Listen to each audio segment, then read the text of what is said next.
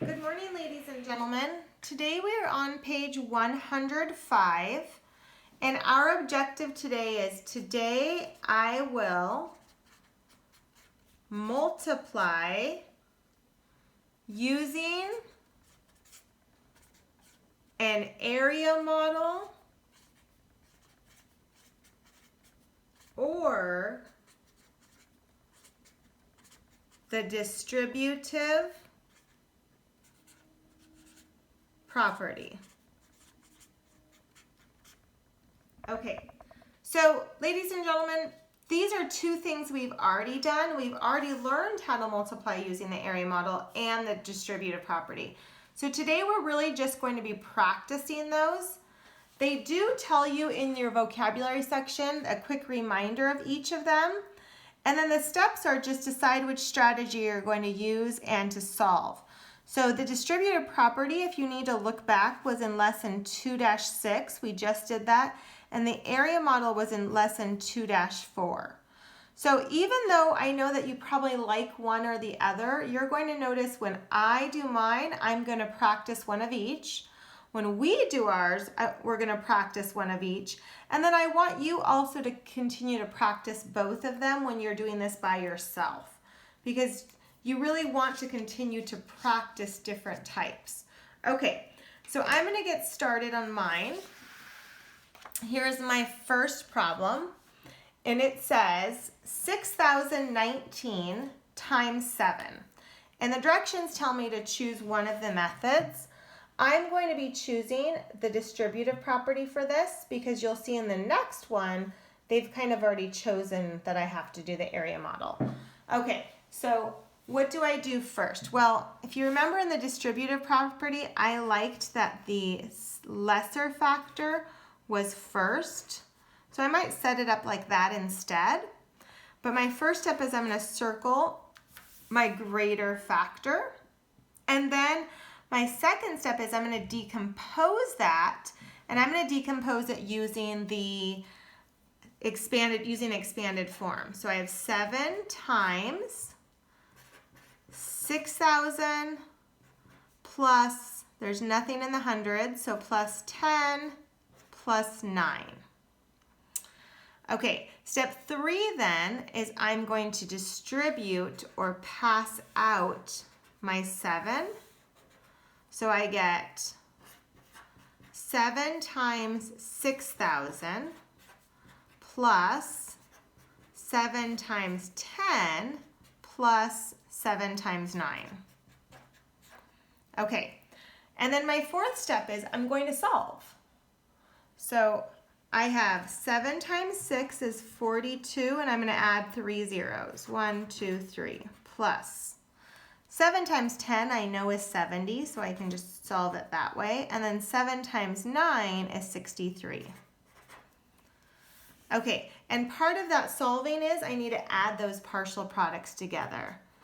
So I'm probably going to come over here where I have a little bit room to set it up vertically, and I get 3. 0 plus 7 plus 6 is 13. So I'm getting 42,133. Okay, let's look at my next one, ladies and gentlemen. My next one, they don't really give me a choice of how to solve it because they've already partially set it up for me. So it's pretty clear that I have to use the area model since they've already drawn an area model for me. So if I think back to my area model steps, step 1 was to circle the greatest factor, and then step 2 was to write it in expanded form. So they already have 1,000. This needs to be 600. This is 30 and 8. And then step 3 is I write the lesser factor. And then step 4 is I actually needed to write the problems. Notice they didn't. They kind of skipped that step. So instead of saying 3 times 600 equals 1,800, they kind of just did it. Now, so this one is 3 times 1,000 is 3,000. And then 3 times 8 is 24. And then just like with the distributive property, I always add those partial products. So I have to add those partial products.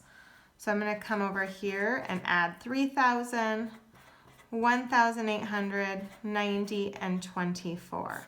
And I get 4, 11, 9, and 4. So my answer is 4,914. Okay, I did go pretty quick, ladies and gentlemen, because we've done both of these. Let's do some together. We're on page 106. And for the second one, you can see that they're making us do area model. So for the first one, let's do the distributive property. Okay, so again, I'm gonna flip it and I'm going to set it up as 4 times 2,825, which that's completely allowed. That's called the commutative property. Okay, step 1 is we're gonna circle our greater factor. And step 2 is we're going to decompose it. And we're going to decompose it into expanded form. So we have 2,000 plus 800 plus 20 plus 5. Okay, and step 3 is we're going to distribute it out. So that goes there, it goes there, it goes here, and it goes here. So what does that look like? 4 times 2,000 plus 4 times 800 plus 4 times 20 plus, wow, 4 times 5. And I'm sorry, ladies and gentlemen, I kind of wrote really large there, so it's falling off. Okay, and then my last step, step 4, is solve. So we have 4 times 2 is 8, plus 3 zeros is 8,000.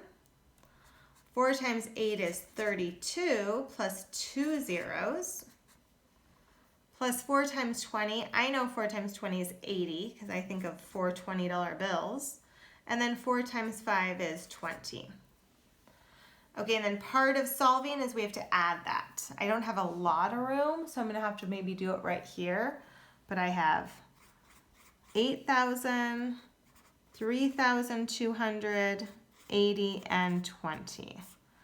So we get a 0, we get 10, we get 3, and we get 11. So our answer is 11,300. Okay, our next one, we don't really have a choice. They want it obviously in the area model.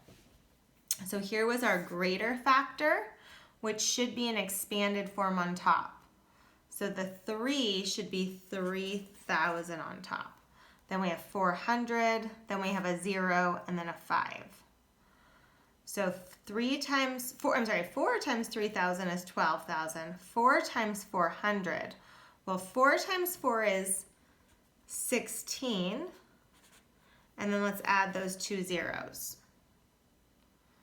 So to get our answer, we have to add our partial products. So we have 12,000 plus 1,600 plus 0 plus 20.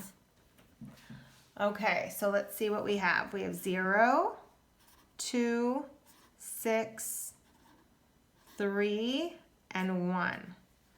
So our answer is 13,620 is our answer. Okay, ladies and gentlemen, as you work on these, remember, I want you to try different methods so you can get better at both methods. Don't just stick to one that you really like. Have a wonderful day. Bye.